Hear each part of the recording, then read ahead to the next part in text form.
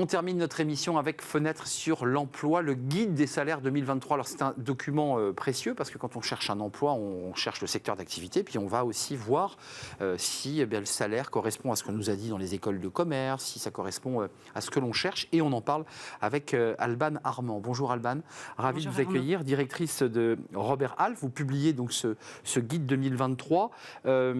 C'est quand même un guide qui est chahuté quand même fortement par tous les débats autour du pouvoir d'achat, des négociations, des NAO anticipés. Il a eu un impact, ça a eu un impact cette actualité-là sur votre guide ou pas ?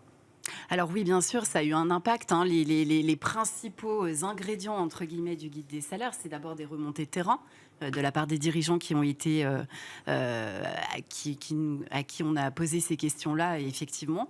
Et donc c'est conjoncturel, c'est l'inflation, effectivement, qui a pris part à ce sujet, entre autres. Et puis donc c'est remonté, effectivement, terrain. Alors, hausse généralisée des grilles salariales. Oui. Ça, c'est... Alors, est-ce qu'on doit le voir comme une bonne nouvelle ou pas ? Parce que l'inflation est un peu au-dessus de 5. On avait une invitée hier qui dit, nous, on augmente les salaires, mais à 3,5.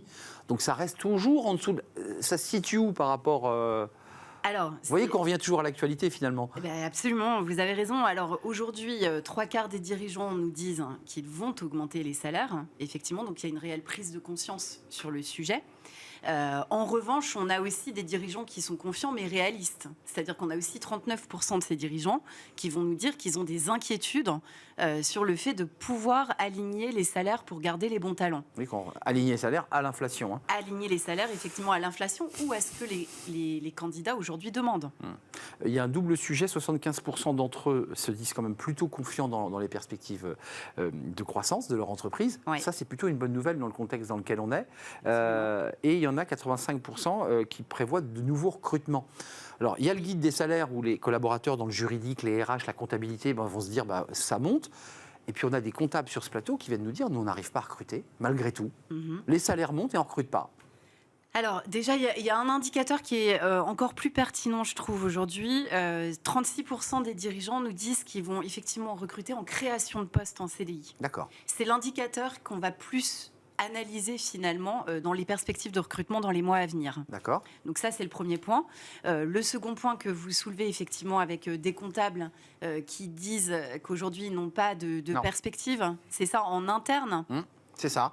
Alors, et des experts comptables, des gros cabinets qui nous disent, nous, on n'arrive pas à recruter notre main-d'œuvre. La pénurie de talent est toujours très prégnante, effectivement, et on a près de 80% aujourd'hui des dirigeants qui se disent inquiets sur le fait de trouver les bons candidats. Donc la pénurie de talent, elle continue, et c'est toujours un des enjeux majeurs des sociétés aujourd'hui qui recrutent. Alors, Robert Half, il y a un sujet qui est intéressant et que vous soulevez à travers ce guide, c'est non seulement que les salaires, les grilles progressent, on l'a évoqué, c'est l'actualité, mais que les salariés aujourd'hui sont quand même très attachés, et ça c'est un peu nouveau, à la culture de l'entreprise. Alors ça c'est très intéressant. Oui, absolument. Alors, c'est un focus que Robert Half, effectivement, a fait dans son guide des salaires. C'est la première année.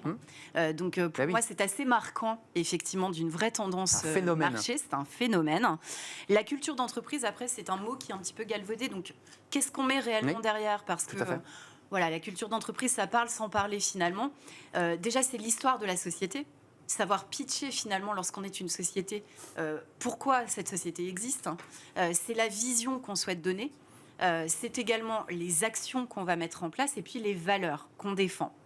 Ce qui est intéressant dans cet exercice, on voit de plus en plus de sociétés aujourd'hui se mettre autour d'une table avec leurs salariés, vraiment dans un phénomène aussi de co-construction, de rétention finalement des talents, pour réécrire cette histoire ensemble. On est qui ? On va vers où tous ensemble ? Exactement. Alors ça, vous avez raison de le dire, c'est quand même très nouveau, parce que le guide des salaires, ce sont des grilles avec des chiffres. Là, on est dans de la philosophie, on est de la sociologie, on est dans, je dirais, l'âme de l'entreprise. Absolument. L'âme de l'entreprise, par contre, avec un aspect concret quand même derrière, c'est-à-dire qu'il faut du sonnant et trébuchant, il faut des preuves, par A plus B, des actions, et c'est un des sujets qu'aujourd'hui, près de 40% des candidats demande en preuve dès le premier entretien dans un process de recrutement. 40%, c'est quand même pas neutre en impact quand vous menez un entretien. Ce qui veut dire, et on conclut, parce qu'il nous reste peu de temps, que même une politique de rémunération généreuse, aujourd'hui, ça ne suffit pas. Alors, ça ne suffit pas. C'est un package. C'est vraiment un package, effectivement. Il y a la rémunération fixe, il y a les avantages qu'il va y avoir autour, il y a la flexibilité du travail et comment on adresse effectivement cette co-construction avec ses salariés et ses candidats sur le temps de travail.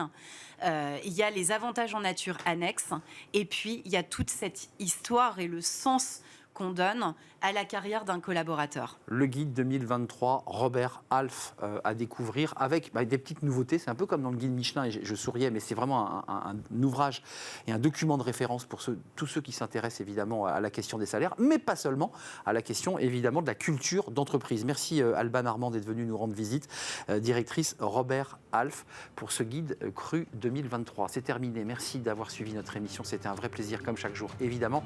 Merci à Benjamin à la réalisation. Merci à Thibaut pour le son. Merci bien entendu à Nicolas Juchat et merci à Léa pour l'accueil invité. Je serai là demain. D'ici là, portez-vous bien. Bye bye.